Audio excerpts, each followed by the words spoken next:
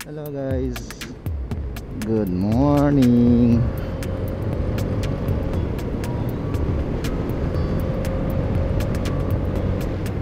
Magandang good morning.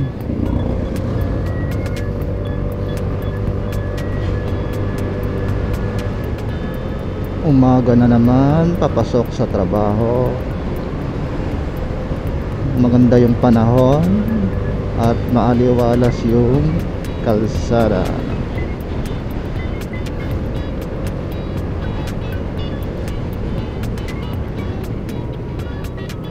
Ang pagkukwentuhan natin ngayon guys ay may napanood ako kagabi na yung tungkol sa Mama Sapano, the fallen the fallen of SAF 44. So nasa Netflix na ito ngayon, itong palabas na ito nailagay na sa Netflix, kaya mabilis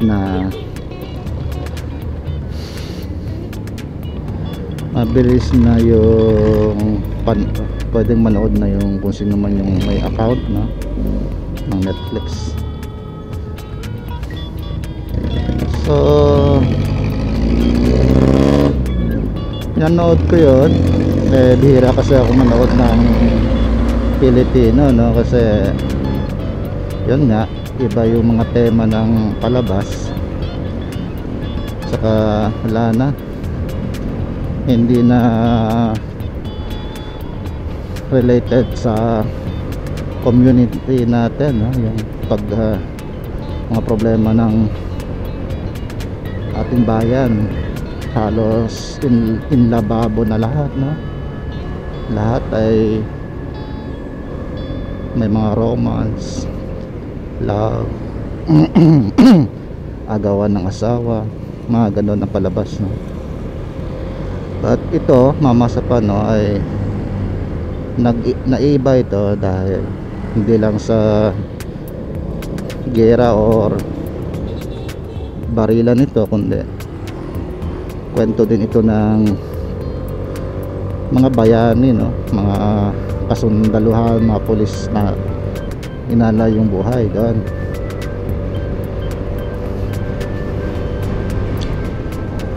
Ngayon pinanood ko siya guys, hindi lang dahil gusto ko manood ng barilan, no? O yung movie mismo na barilan nga. So kasi kilala ko or alam ko kung sino yung producer ng Mama Sapano at sino yung bumubuo dito, no? Yung gumawa ng movie, kasi may palabas sila or may programa sila sa isang radyo na lumalabas sa YouTube, no? At saka sa TV, nasa TV na sila ngayon. So itong dalawa kasi sila, nakakaaliw itong dalawa, no? Pag sa radyo, pero hindi naman sila ganoon ka yung nonsense, no? Yung kasi mga sila, mga professional, no? Attorney at doktor, dalawa sila sa programa ng radyo at kasama din sila dalawa doon sa movie. So silang dalawa yung nagplano ng palabas. Yung isa ay talaga yung attorney yung nagplano na palabas yung Mama Sapano as entry doon sa yung 2021 yata yun, sa December, MMFF yung festival. So yun, nalo naman yung movie, but di ko alam anong napanalunan, but may award daw dun yun. So yun, eh nilagay ko dun sa Netflix, kaya sabi ko mapanood ko na ito, no? At nakaka-intriga din kasi nga itong dalawa, attorney at doktor, sa programa nila sa radyo at YouTube, sa YouTube, eh yun, sinasabi nila yung mga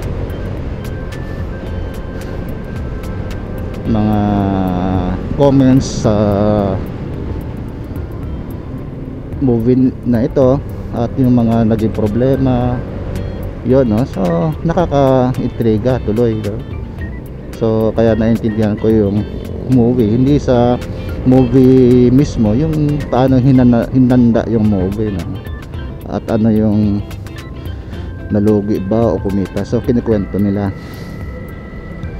Ngayon ito nga, lumabas December 1 daw, at sabi nga nila naging number 1 daw, number 3, tapos naging number 1, no? Trending sa Netflix. So pinanood ko nga kagabi, totoo nga naging number 1, no? Sa Netflix.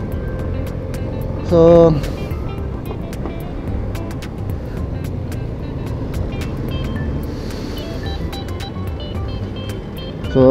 pinanood ko pagdating galing ng trabaho, pinanood ko kasi na-intriga nga ako. Kung ano yung mga comments na sinabi ng mga basher, inobserbahan ko dun sa movie, no? Kasi sinabi ng dalawang sa programa na ganun daw yung mga comments ng mga basher. So ngayon hindi ko lang pinanood yung inobserba yung movie, pati kasama na yung comments ng mga basher, no? At pinaliwanag naman ng dalawa na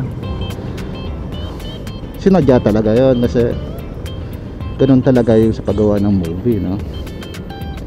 So yun yung pinanood ko, inobserbahan ko.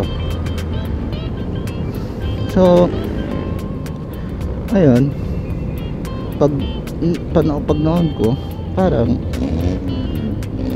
hindi ako nakaka-connect, no? Parang yung sa isang aktor, parang hindi siya normal Martin. But parang hindi ko alam, baka ganun nga sinadya kasi nga sundalo sila. So parang hindi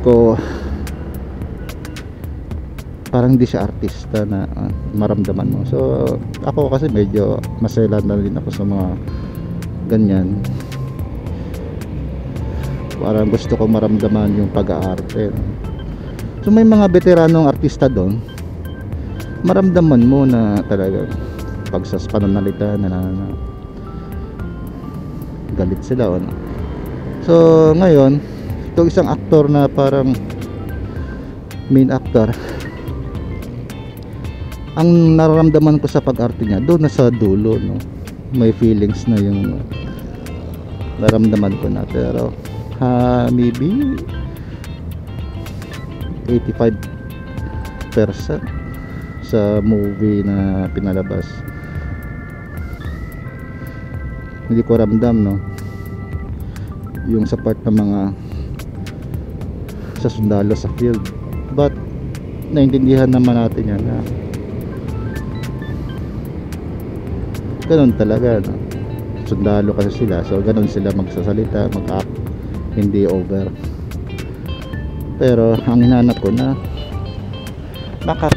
maka-feel ko, no? Ngayon bukod doon sa mga aktor, yung camera din, yung camera. So inobserbahan ko yung kasi yung binabash sa movie na yon, yung camera daw sobrang galaw, nanginginig. So inobserbahan ko yung camera, gumagalaw talaga guys yung camera, no? Maganda naman yung transition ng camera, pero hindi ko lang magets bakit sa pag-transition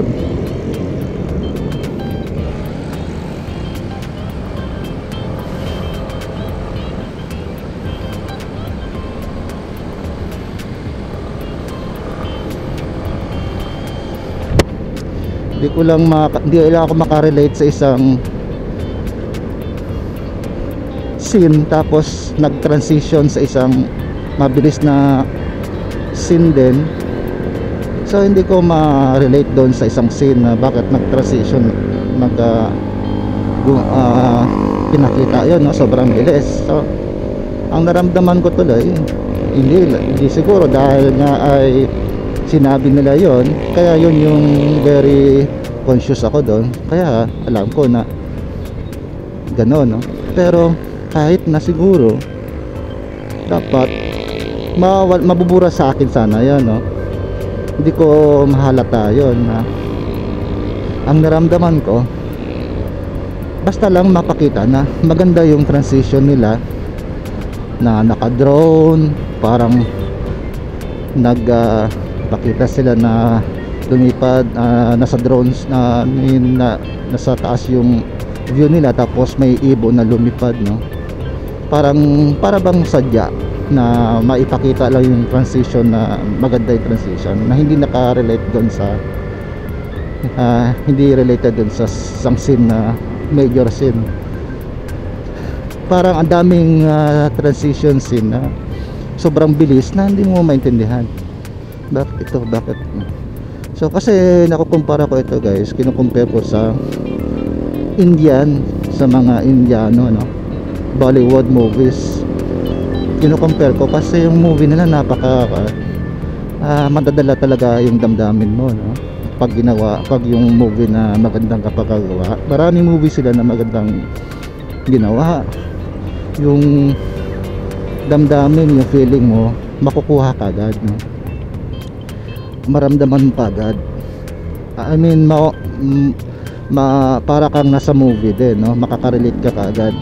Yun yung hinahanap ko. Pero nung pinanood ko nung unang